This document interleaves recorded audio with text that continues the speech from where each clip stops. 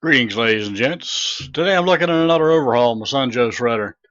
In all fairness to Sun Joe, I used this one to grind up compost. I put one hell of a load on the motor, so it takes a beating, and then periodically I've got to go in there and do some service on it.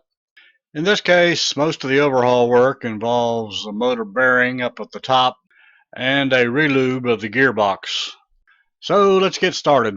In this case, the first step is to go ahead and remove the little cover button to the top of the line holder. Once you got the cover button out, there's a 1/2 inch nut underneath it that begs your attention. The next step is to remove the line holder by pulling it straight up. As you can see here, I've got an awful lot of buildup underneath mine, and I've already removed the tangled roots that were around the center shaft. Periodically, it's a good idea to take this off just in case there are any weeds or roots that have got wrapped around it. If they build up too much, they can actually slow the unit down and perhaps even burn the motor up. After that, the next step is to remove these 3 screws. There is an O-ring under here I just want to inspect and make sure it's in good shape. Now it's time to flip the unit over. There are 6 screws here we want to remove, as I'm indicating here. You want to make sure you take the screws completely out and then set them aside, because it's real easy to lose them when you flip the cover over. The cover tends to catch as you're removing it, so if you're not real careful, you can launch these screws, and then of course you got to figure out where they went. I do this in a garage or on a driveway where they'd be very obvious if you happen to drop one. Now you're going to want to remove, inspect, and clean the 2 filters. In this case, I've made one of my own out of a piece of old carpet padding. The cover sits on top of the filter, pretty well sealing it off. In this case, this carpet padding does a far better job of filtration than the stock filter did, and I expanded it to cover some openings the stock filter didn't cover. Now that you got the cover off and the filters out, you want to inspect the motor area very carefully to make sure that no debris has got past the filters. Anything that's got in here can potentially get into the motor area, and of course if it gets around the shaft, it can slow the motor down and again potentially burn the motor up. Now we're going to remove the motor from the housing. In this case, go ahead and mark the red wires, make sure you know where they plug back in at. There are 4 screws we're going to remove. Once again, set the 4 screws aside to make sure that you don't lose them. After you get the 4 screws out and the wires disconnected, the motor should lift straight up. The 2 iron connectors are spade and clip style, so they should pull straight off. Now that you got the motor off, there are 4 separate screws that hold the motor together, and there are 3 screws that hold the gearbox together. We're going to be taking all 7 screws loose. Now that you got the gearbox screws out, go ahead and pull it straight up. Take a look inside for a look-see.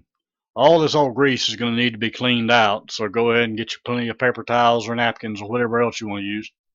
After you got all the old grease out, now's the time to give the gearbox a good inspection.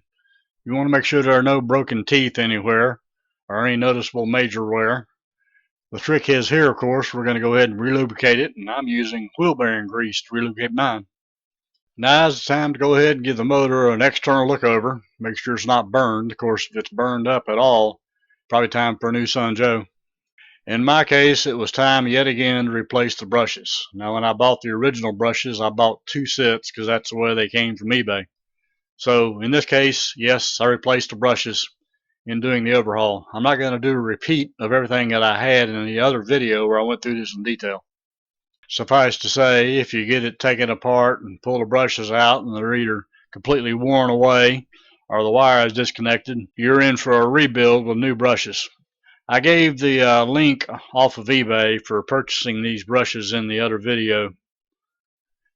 Now I'm going to flip it over and you'll see the O-ring I was talking about. Make sure this O-ring is in good shape because it seals up any debris from getting into the motor area.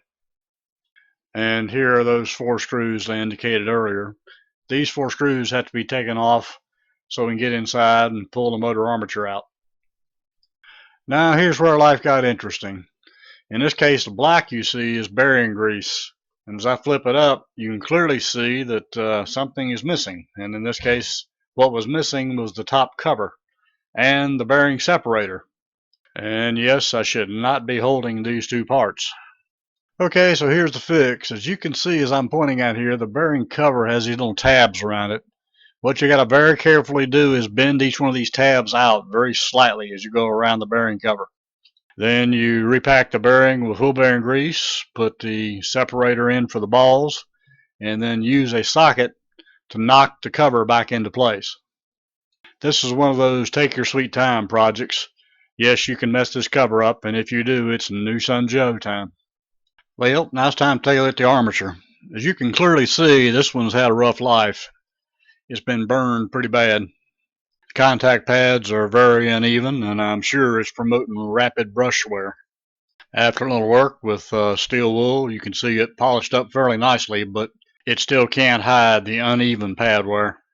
The final item on my list of things to do before I put it back together is go ahead and check the armature and make sure I haven't got any open windings.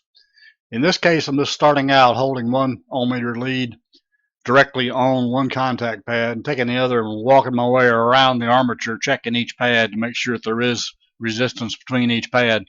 If they had an open pad, yeah, chances are it's time for a new Sun Joe. In this case, this one checked out okay. I didn't have any open pads, and all the resistances were almost exactly the same. Well, time to put it all back together. Hope you found the video interesting and useful, and you'll check back often. I got lots more coming. Thanks for dropping by. Y'all have a great day, y'all.